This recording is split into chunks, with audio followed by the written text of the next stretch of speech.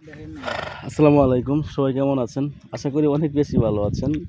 আমি আছি হাবিব ওয়াহিদ আপনাদের মাঝে আবার একটি ইন্টারেস্টিং ব্লগ ভিডিও নিয়ে আসলাম।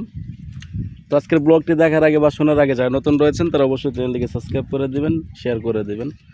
তো আমার ডিসপ্লে সামনে দেখতেই পাচ্ছেন যে বিশাল বড় ইউক্যালিপটাস গাছের একটি বাগান। তো এই বাগানটি কিন্তু অনেক অনেক বড়।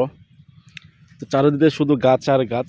তো এই গাছ কীভাবে তৈরি করা হয় সে সম্পর্কে আমরা জেনে নেব এই গাছের মালিকের কাছ থেকে। তো আমাদের ভিডিওর সাথেই থাকেন। আসসালামু আলাইকুম।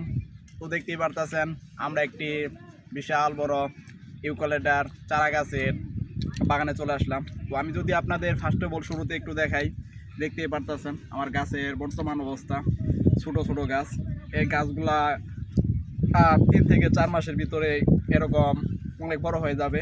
এই গাছগুলো হয়তো ভাবতেই পারতেছেন যে এই জায়গায় গাদাগাদি করে এরকম একটার পর একটা গাড়া হয়েছে, মূলত না, এইগুলা না, মূলত এই জায়গা থেকে কিছুদিন পরেই গাছগুলা আরেকটা জায়গাতে রোপণ করা হবে।